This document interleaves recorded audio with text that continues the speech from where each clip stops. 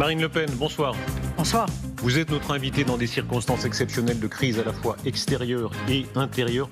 Commençons par le Proche-Orient, si vous le voulez bien. Les images tellement impressionnantes, le drapeau palestinien au sein de l'Assemblée nationale, la violence, les insultes. Quelle a été votre réaction ?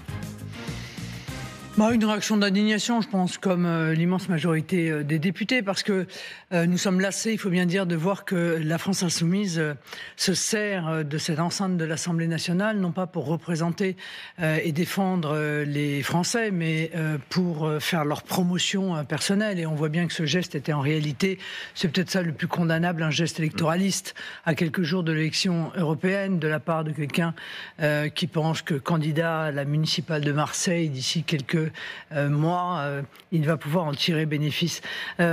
Faut pas croire que ce sont juste des députés qui se tiennent mal et qui se comportent de manière indécente. Ce sont des députés qui, en réalité, souhaitent l'effondrement des institutions. Donc à chaque fois qu'ils peuvent malmener, effondrer, salir une institution, ils sont toujours présents pour le faire. Marine Le Pen, si on va au fond du débat, les Palestiniens, les Israéliens, le grand débat de l'heure. Est-ce que vous êtes pour la reconnaissance immédiate d'un État de Palestine, maintenant ? Non. Pourquoi ? Non, j'ai fait un grand discours au perchoir de l'Assemblée nationale pour exprimer la position qui est la mienne sur le conflit israélo-palestinien. Et j'ai dit à l'époque, personne évidemment ne parlait d'État palestinien, que nous avons toujours été pour un État palestinien. Nous avons toujours été pour la solution à 2 États, mais qu'en l'occurrence, ça ne peut pas être un État Hamas.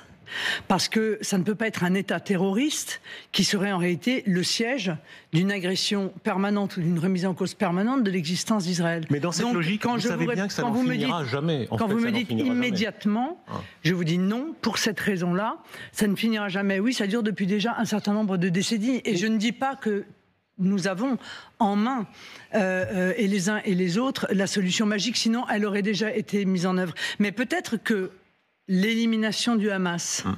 Et il faudrait pour cela qu'un certain nombre de pays voisins, qui pour l'instant ont soutenu cette organisation terroriste aussi, arrêtent de le faire. Peut-être que l'élimination du Hamas sera justement le verrou qui permettra de déverrouiller la mise en œuvre de la création d'un État palestinien tout en assurant la sécurité d'Israël. La réquisition du procureur à la CPI contre le Premier ministre Netanyahou, en même temps que celle des dirigeants du Hamas.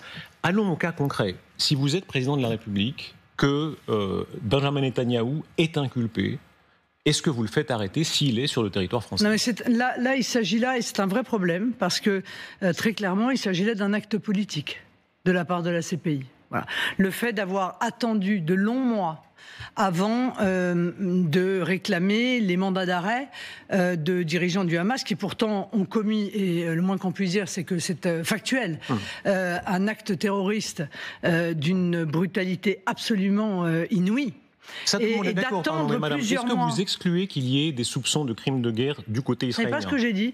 Je dis que le fait d'avoir attendu pendant des mois de déclencher cette procédure à l'égard du Hamas pour attendre de pouvoir la rendre publique dans une forme de parallèle que je trouve inadmissible, je vous le dis très clairement, parce qu'on ne met pas sur le même plan un État démocratique et une organisation terroriste. Je pense que cette concomitance est politique. Et en faisant ce geste politique, la Cour pénale internationale perd de sa crédibilité. Alors, quoi qu'on en pense, ça peut arriver. Effectivement, si Benjamin Netanyahou est sous le coup d'un mandat, il peut même avoir une avarie. Son avion, au prix d'une avarie, peut se poser quelque part sur le sol français.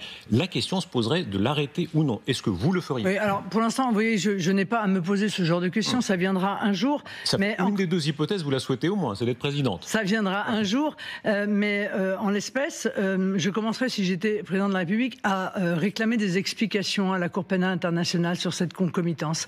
Voilà, parce que je voudrais que soit levé ce soupçon qui est très lourd aujourd'hui d'une volonté de la CPI, d'une volonté politique de la CPI, dont je pense qu'elle est aussi victime, il faut bien le dire, certainement de pression de la part d'un certain nombre de pays, de la part d'un certain nombre de pays qui soutiennent le Hamas, par exemple.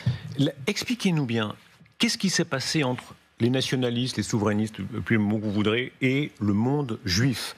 Le néerlandais Wilders, très pro-israélien, vous, vos positions, entre le temps de votre père, 87, les chambres à gaz, point de détail de l'histoire, et aujourd'hui vos positions, je vous pose la question, qu'est-ce qui s'est passé entre les deux? Qu'est-ce qui a changé? Non mais, enfin, vous savez, le Front National, on va faire un peu d'archéologie politique, mais le Front National a toujours été sioniste. Le Front National a toujours été pour la création de l'État d'Israël. Mais grande méfiance du monde juif, vous le savez bien. Pour les juifs en France, Jean-Marie Le Pen, c'était un épouvantail. À ce moment-là, c'est à eux qu'il faut demander ce qui s'est passé. Moi, j'ai toujours été exactement dans la même position. Voilà. J'ai toujours défendu la sécurité de l'État d'Israël. Je vous dis, le Front National, historiquement, a toujours été pour la création d'un État juif. Alors, oui, je ne peux pas venir dire l'inverse, que les relations entre Jean-Marie Le Pen et la communauté juive ont été extrêmement difficiles. Oui. Il faut bien dire qu'il a aggravé cette difficulté en multipliant des provocations qui ont amené à notre séparation. Le rabbin Corsia qui ont amené à notre séparation politique quand même, hein, c'est pas rien. Bon. Le rabbin Corsia ironisait un peu en disant, voilà, il y a un petit côté, les ennemis de nos ennemis sont nos amis, et il vous soupçonnait dans un demi-sourire, mais enfin il vous soupçonnait quand même d'avoir de plus en plus cette attitude par antipathie pour le monde arabe et musulman. Eh bien je pense qu'il n'est pas de bonne foi. Et je pense qu'on peut tout faire avec des gens de bonne foi, mais pas avec des gens qui ne sont pas de bonne foi. Il y a un certain nombre de responsables qui continuent à vouloir mener, notamment à mon égard ou à l'égard du mouvement que j'ai eu l'honneur de présider, un combat qui n'a absolument aucune justification. Car la réalité, et beaucoup de nos compatriotes de confession juive s'en sont rendus compte d'ailleurs, c'est que le seul mouvement politique qui véritablement, et j'ai été amené à le dire à de multiples reprises, est un bouclier pour protéger nos compatriotes de confession juive de l'idéologie islamiste qui est mortelle pour nous tous, mais dont ils sont les principales victimes, il faut bien le dire, c'est le Rassemblement national. Je n'ai jamais varié sur ce sujet, j'ai toujours été en même temps extrêmement claire et extrêmement constante, et donc ceux qui sont de bonne foi en ont tiré les conséquences, ceux qui ne sont pas de bonne foi n'en tirent pas les conséquences. Mais je vais vous dire, je donne plus de crédit à monsieur et madame Klarsfeld dans les déclarations qu'ils font et dans l'autorité qu'ils représentent qu'à quiconque d'autre. Il ne faut pas appeler à voter pour vous pour autant. Hein. Il dit simplement, tout le monde est le bienvenu. Appeler à voter pour quelqu'un, c'est partager bien sûr. Quand même une immense majorité de ses options politiques. Madame. Ça n'est pas ce que je dis. Je dis qu'ils ont tenu, il y a quelques jours encore, des propos extrêmement clairs en disant que le Rassemblement national n'était pas antisémite, que je ne l'étais pas non plus, que nous étions un parti républicain, et je pense qu'ils ont plus d'autorité sur ce sujet que n'importe qui d'autre. Madame, l'autre guerre, ce qui se passe en Ukraine, les choses bougent. Le président de la République, hier, dit « Autorisons les Ukrainiens à frapper là d'où partent les missiles ou les drones, etc., russes, sur l'Ukraine, y compris avec les armes françaises. Est-ce que vous l'approuvez ? Pas du tout. Je ne l'approuve pas, je l'ai dit dès le départ. J'ai dit dès le départ que j'étais opposé à livrer des armes d'agression à l'Ukraine. Même sur le point de départ des missiles, et notamment des armes qui auraient vocation à frapper le sol russe pour une raison très simple, c'est qu'il s'agit tout à fait évidemment d'une marche supplémentaire qui est montée vers un conflit qui pourrait demain devenir mondial, mais surtout qui pourrait avoir des conséquences sur la France. Moi, je suis là pour défendre la France et les Français. Je défends l'intérêt de la France et des Français, et je pense à la sécurité de la France et des Français. En premier lieu, voilà, c'est ma priorité. Or, tout ce qui peut mettre en danger mes compatriotes, nos soldats ou notre territoire, m'apparaît ne pas être le bienvenu. Mais madame, dans ce cas-là, à l'arrivée de cela, mettons, si le front ukrainien cède, qu'est-ce qu'on fait ? Est-ce qu'on croise les bras ? Non, mais le sujet n'est pas là. On peut aussi. C'est possible. Non, c'est possible. Non, le sujet n'est pas là. On peut, comme je le réclame depuis déjà un certain nombre de mois, livrer des armes défensives qui permettent justement aux Ukrainiens de pouvoir détruire les missiles qui pourraient arriver sur le sol. Non, pas dans ce cas-là, puisqu'il s'agit bien d'armes qui sont tirées de la Russie. Et d'ailleurs, donc il faut frapper en Russie pour répondre. D'ailleurs, non, mais d'accord, mais ils arrivent sur le sol ukrainien et ils peuvent être détruits à ce moment-là. Bon, non, ça s'appelle. Les meilleurs généraux qui sont là le disent. non, ça marche pas comme ça. Effectivement, dans certains cas, oui, vous avez raison, mais dans un grand nombre de cas... En tout cas, en Israël, ça marche pas mal quand ce sont des armes du Hamas qui tombent sur... en Israël, pour Israël, voilà. pardon, les avions, y compris français, anglais, américains, ils ne sont pas restés sur le territoire du ciel d'Israël. Ils sont allés au-dessus de toute la région. Encore une fois, les armes défensives, oui, qui m'en manquait d'ailleurs il y a encore quelques semaines. C'est donc, on n'avait peut-être pas fait exactement le nécessaire. Des armes qui visent à toucher le sol russe avec le risque d'une réplique de la Russie qui pourrait potentiellement toucher le pays qui a livré les armes, m'apparaît être extrêmement dangereux. Et je ne comprends pas ce qui justifie que l'on mette en danger le peuple français dans ces conditions-là. Madame, vous n'êtes pas la seule. Il faut rappeler qu'il y a un certain nombre de pays, les Allemands notamment, qui pour l'instant sont aussi sur cette position. C'est vrai, mais je vous repose ma question. Qu'est-ce qu'on fait si l'Ukraine... Je crois que les Américains aussi. Les Américains, qu'est-ce qu'on fait ? Du coup, en fait, il reste qui est pour cette solution ? Non, il y a beaucoup de voix. Les Français et les Polonais. Les Baltes, les Polonais, les Anglais, c'est pas des puissances négligeables. Les Français et les Polonais. Mais quoi qu'il en soit... qu'est-ce qui se passe si l'Ukraine tombe ? Est-ce qu'on dit c'est pas de chance, ils sont pas dans l'OTAN, ils sont pas dans l'Union européenne, au revoir Ponce Pilate, ou est-ce qu'on doit réagir ? Non, vous vous souvenez que j'avais exprimé il y a quelque temps déjà le fait qu'il m'apparaissait dramatique que la Russie puisse gagner, parce que tous les pays du monde seraient amenés, qui ont un conflit territorial, à venir tenter de le régler par la force. Et j'avais dit, l'Ukraine ne peut pas gagner sans l'OTAN. Voilà. Et donc, on peut continuer à livrer des armes, mais on aura la guerre de 100 ans, c'est-à-dire une guerre qui n'en finit pas. Ça veut dire qu'il faut un compromis. Avec une boucherie épouvantable, car ce dont on ne parle jamais, ce sont des pertes humaines. Hein. Voilà. Chacun essaye de tirer la couverture à soi, si possible, essayer de tirer de cette épouvante qui se déroule en Ukraine un gain électoral, ce que je trouve absolument déplorable. Mais la réalité, c'est qu'il y a des hommes, des jeunes hommes, une génération entière qui est en train de mourir. Et la vraie question qu'on aurait dû se poser avant, c'est plutôt que de laisser cette boucherie se dérouler, y a-t-il véritablement une solution militaire ? Je pense qu'il n'y en a pas. Donc je le dis depuis le départ, on peut bien entendu apporter un soutien, y compris en armes à l'Ukraine, mais pour lui permettre d'arriver à la négociation dans les meilleures conditions possibles. Donc si on en est à ce que le front ukrainien tombe, c'est qu'en réalité, on n'a pas fait le nécessaire depuis déjà un certain nombre de mois. Marine Le Pen, à l'intérieur même de votre parti, vous savez que la question russe continue à diviser. Vous avez été reçu par Vladimir Poutine en 2017. Les Russes ont exprimé sur vous un certain nombre de choses très laudatives. Narishkin, qui était à l'époque le patron de la Douma, qui est maintenant le patron des services extérieurs, qui disait en 2014...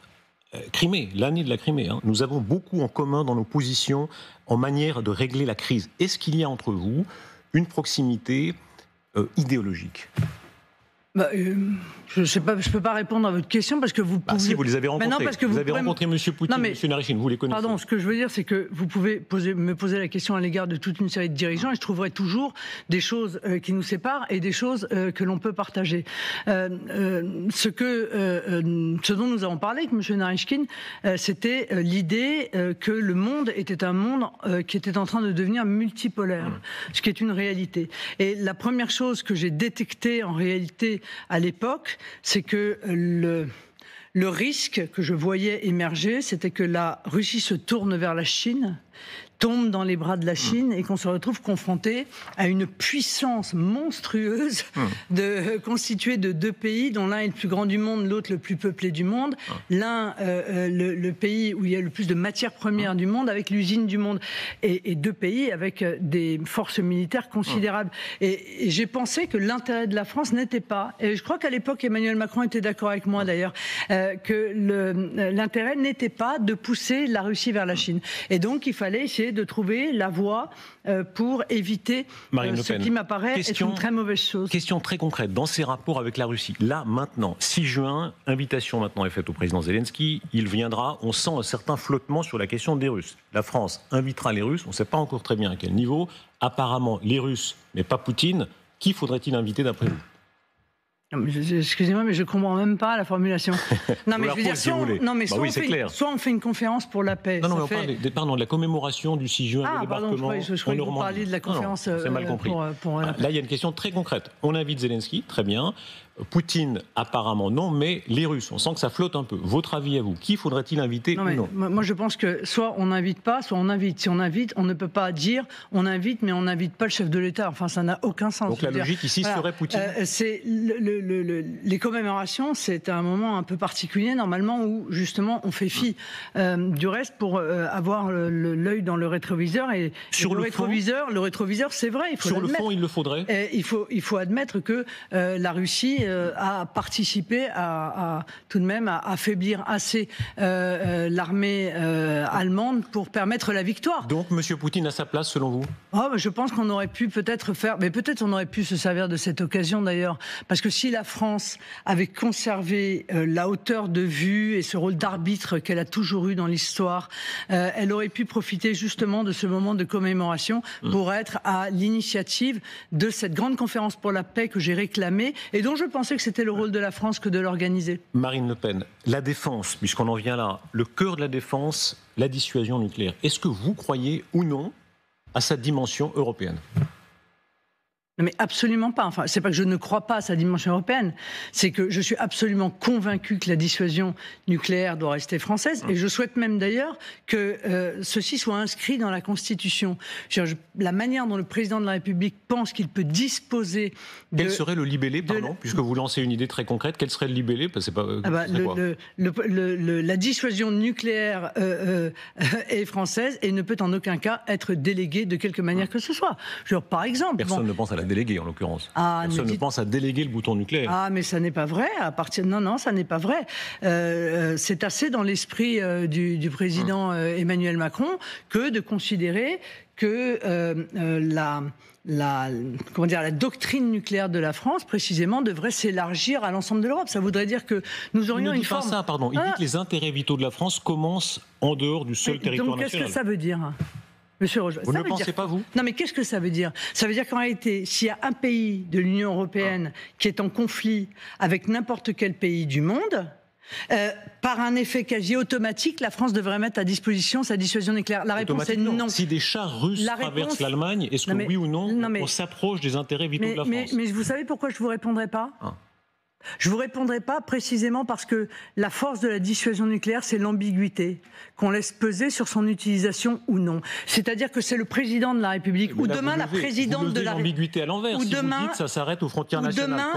Ou demain la présidente de la République qui décide quand elle doit utiliser. Non, mais quand d'abord les intérêts vitaux de notre pays sont en cause et quand elle est susceptible d'en tirer la conclusion de l'utilisation nécessaire de la force nucléaire. Donc, contrairement à ce que vous dites, je ne dis pas jamais, mais je dis dire toujours est une folie. La nouvelle donne au Parlement européen. Et beaucoup de choses peuvent changer. Madame Meloni, première ministre de l'Italie, si vous arriviez à faire un accord, ce serait une explosion. Est-ce que vous vous en rapprochez? Est-ce que vous lui avez parlé?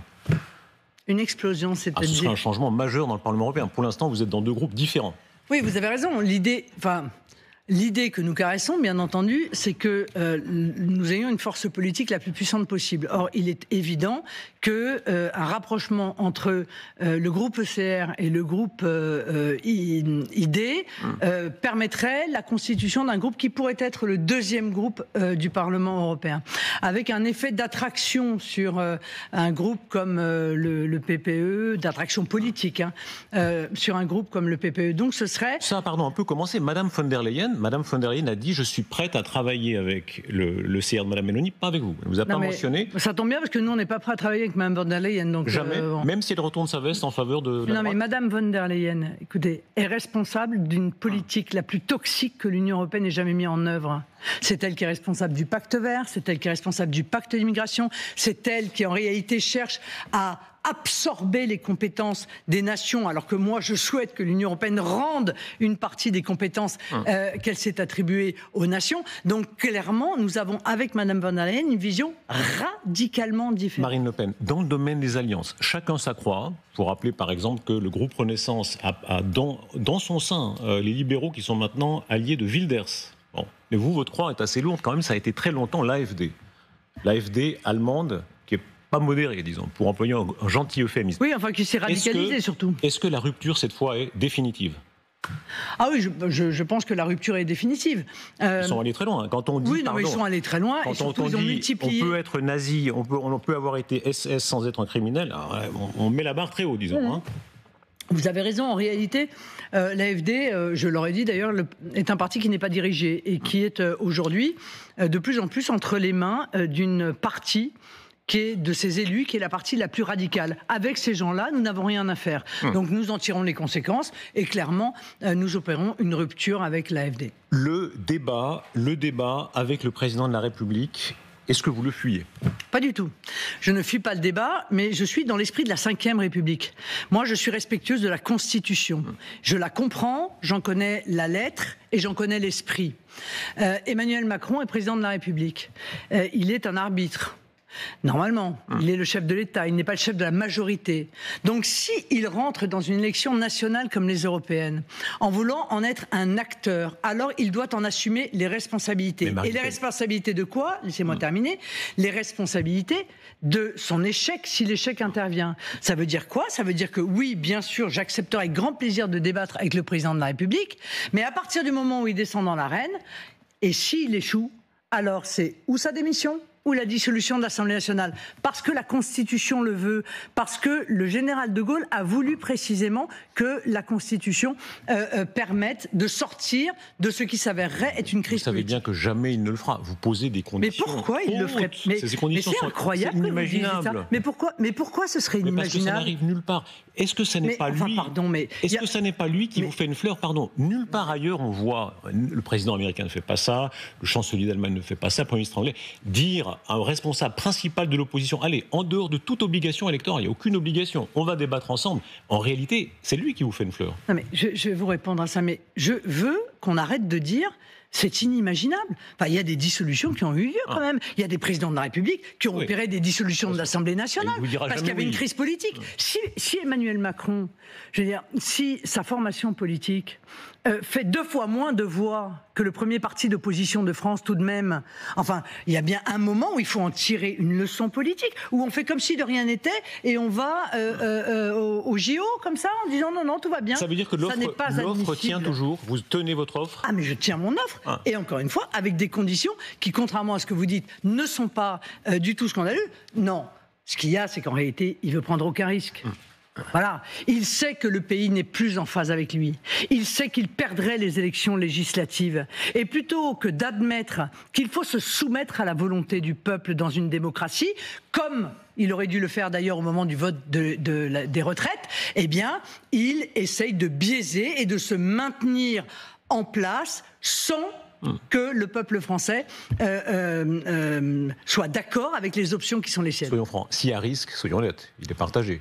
Le dernier débat que vous avez tenu n'était pas en votre faveur, vous le pensez ? Bon, pourquoi ? Non, je pose la question. Non, je trouve que le dernier débat... Aucun complexe, pour le coup, le dernier débat s'est très bien déroulé. D'ailleurs, c'est un débat qui m'a permis d'arriver à 42% au second tour de l'élection présidentielle, malgré, il faut bien le dire, une forme d'unanimité médiatique et politique contre ma candidature. Madame Le Pen, si on est un peu cynique, ça arrive en politique, est-ce que vous admettez l'hypothèse que M. Macron et vous-même, le RN et Renaissance, vous partagez un peu le marché, qu'en réalité, ça vous arrange bien, c'est ce que dit M. Bellamy, c'est ce que dit M. Glucksmann en ce moment, ça vous arrange bien d'être chacun meilleur adversaire de l'autre. Enfin, il y a quand même... Non mais pardon, mais il y a eu des élections, plusieurs fois.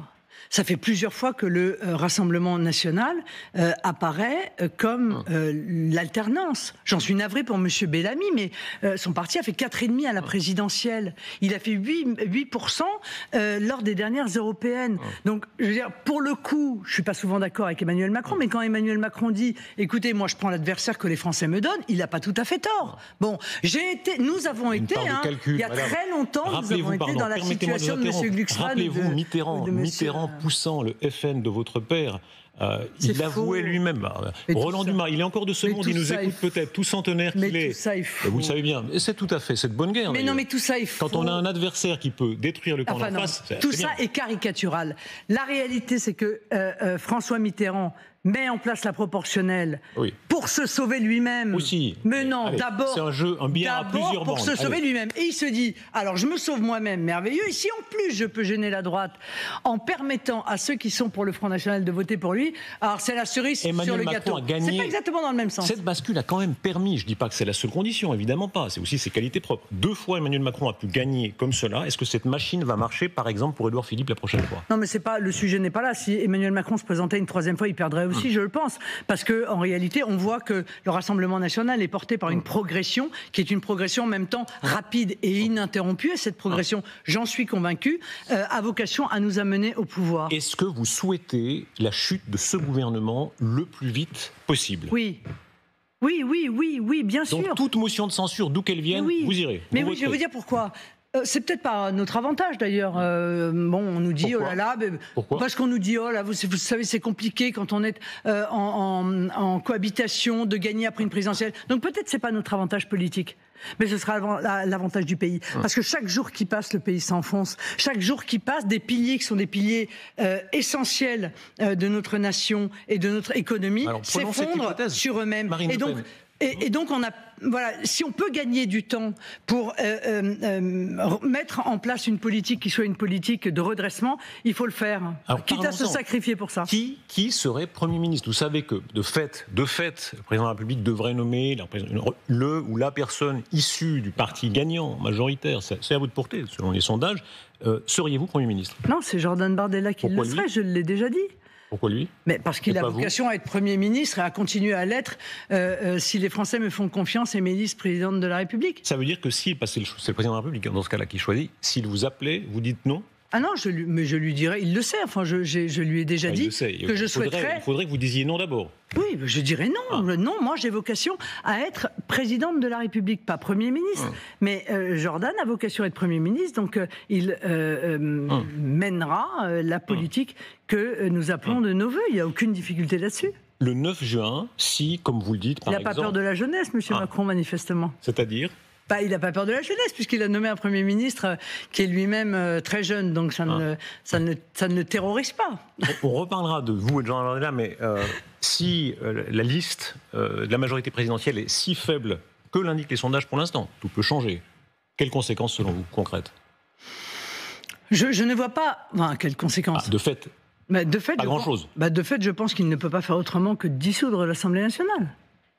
Voilà, une telle différence. Pourquoi Mais personne ne peut comprendre que confronté à un désaveu aussi lourd que ce qu'annonce, alors vous avez raison, rien n'est fait avant l'élection, et si les gens ne vont pas voter, ça ne se déroulera pas comme ça. Mais personne ne peut comprendre que confronté à un tel désaveu, il n'y ait pas une dissolution de l'Assemblée nationale et que le président de la République ne décide pas de revenir au peuple, de revenir aux urnes et de redemander aux Français s'ils sont d'accord avec la politique qu'ils mènent. Parce qu'on nous annonce, je veux dire, un chapelet d'horreur après les européennes, d'horreur, la purge, avec la réforme de l'indemnisation du chômage, une fois de plus d'une brutalité inouïe, encore l'augmentation du gaz, la désindexation des retraites de l'inflation, et j'en passe et des meilleurs. Mais quelle légitimité aura-t-il à mettre en place cette politique si en réalité une majorité du peuple français ne le suit pas et qu'il fait 15%?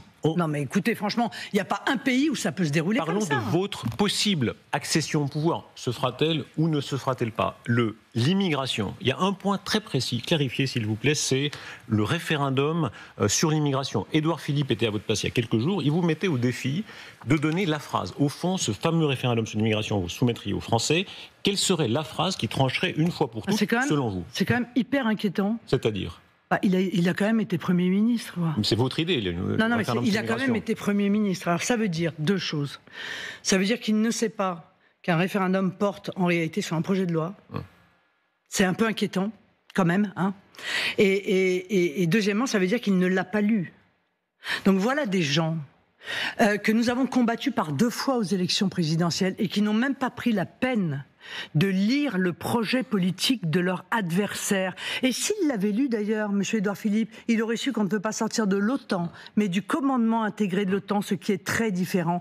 De la même manière... Vous répondez à l'autre objection qu'il vous faisait à ce sujet. Non, mais ce que je veux dire, c'est que c'est très inquiétant de s'apercevoir qu'en réalité, un ancien Premier ministre a une méconnaissance aussi importante du projet qui est quand même porté par des millions de Français quand même, défendu par des millions de Français. Quel serait le modèle, pardon? Est-ce que c'est le modèle, par exemple, du Japon, le Japon qui dit fini, même si notre démographie décline, on assume ça, on décline, mais on veut plus. D'abord, je vais répondre à votre question. Oui.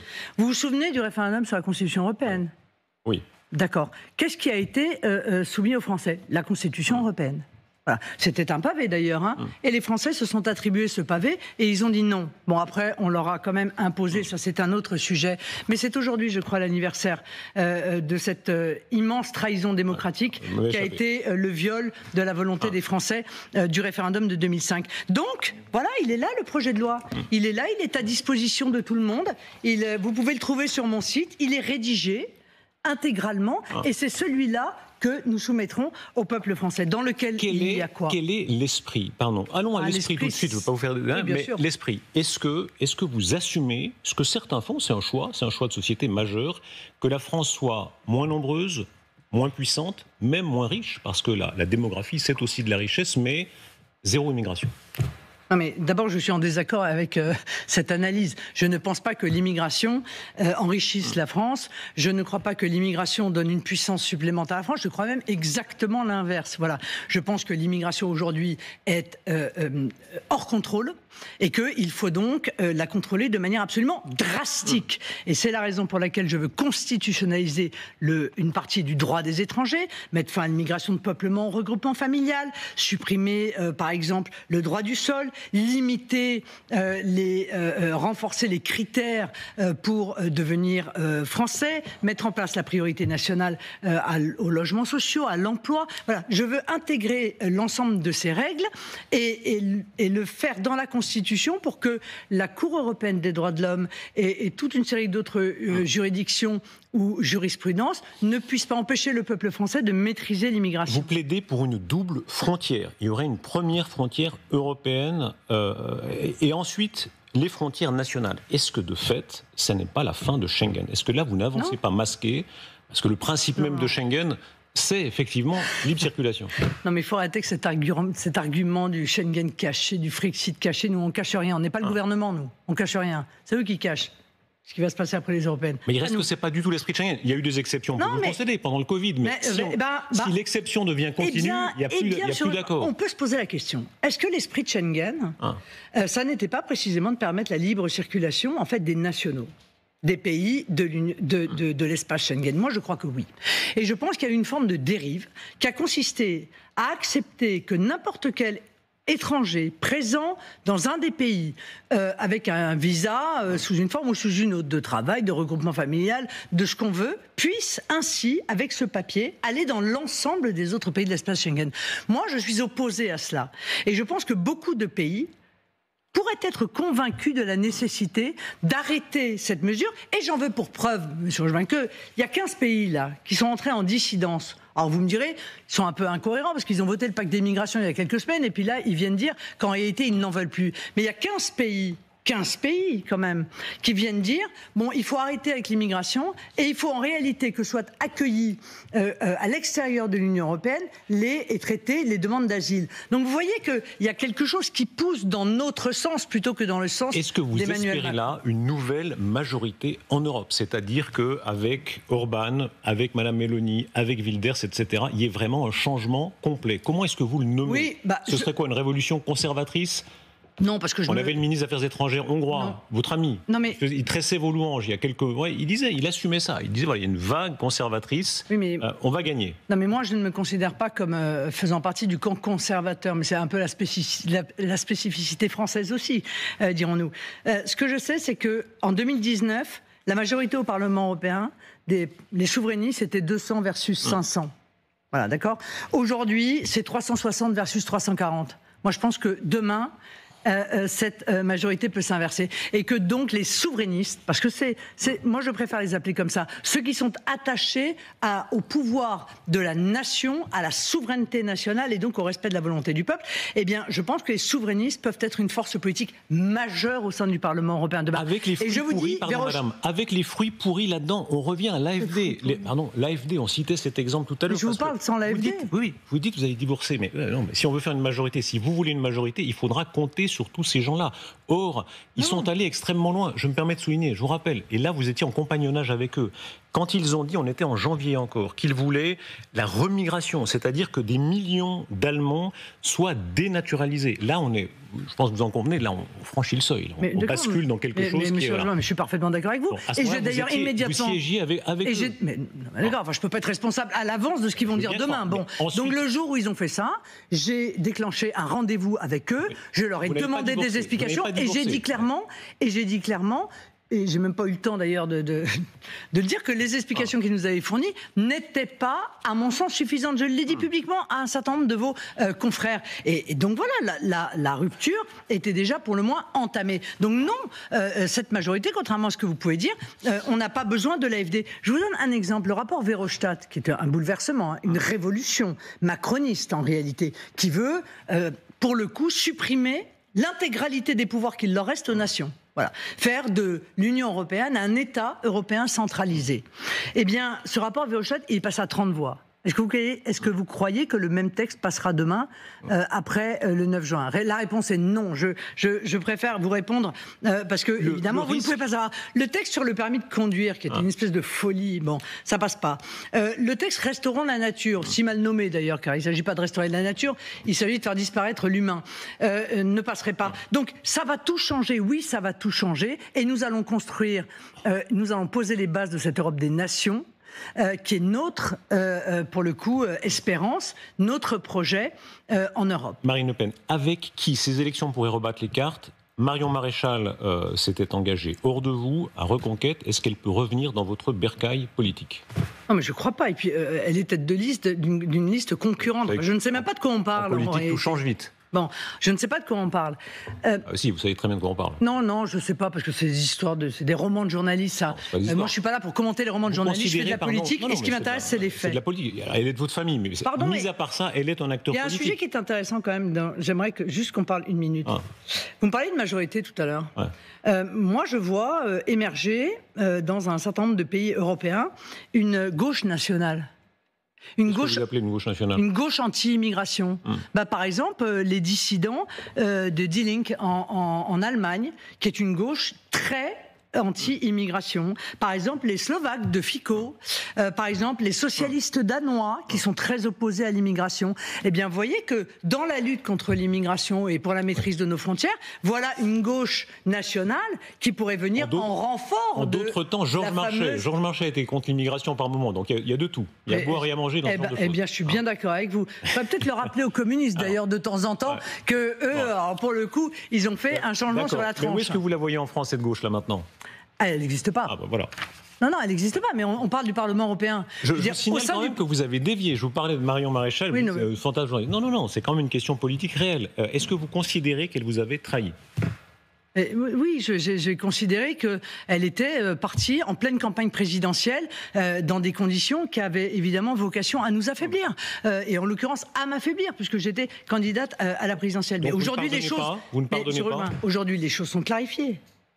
Elle est tête de liste de Reconquête, un mouvement qui est un mouvement concurrent. Voilà. Alors je sais qu'elle subit, je vais vous dire une chose, je sais qu'elle subit les malhonnêtetés et les diffamations de l'intérieur de son propre camp. Je ne citerai pas la femme qui en est responsable, mais on sait très bien d'où ça vient. Mais en l'occurrence, ça n'a pas de réalité. Voilà. C'est une liste concurrente et par conséquent, nous combattons tout en nous aimons beaucoup parce que c'est ma nièce, mais nous combattons politiquement. C'est une façon d'aimer pas très tendre quand même, parce que vous venez de dire quand même c'est le rappel de ce qui était une trahison. Quoi, si elle demandait pardon? Quoi, oui. Non, mais comprenez bien, on peut avoir des relations personnelles et familiales qui soient très bonnes, et nous avons des relations politiques qui sont, pour le coup, des relations de concurrence. C'est clair. Voilà. Ça s'arrête là. Elle vous tend la main, est-ce que vous lui tendez la main? Mais nous verrons ça, pour l'instant, ça n'existe pas. Je n'ai pas de temps à perdre à la politique. Non, je n'ai pas de temps à perdre à la politique fiction. Ce qui est sûr, c'est que dans la lutte contre l'immigration, si Marion Maréchal a des élus, ce qui n'est pas gagné, eh bien, je pense qu'ils voteront de la même manière que nous pour lutter contre l'immigration. Est-ce que le pouvoir, c'est pour ça que je dis à ces électeurs, peut-être que ne risquez pas de perdre votre voix. Et venez plutôt renforcer la dynamique qui aujourd'hui nous porte et qui va permettre d'empêcher Emmanuel Macron de faire ce qu'il veut après les élections européennes. Est-ce que vous sentez le parfum du pouvoir ? Je ne sais pas quel parfum a le pouvoir, mais je le prépare.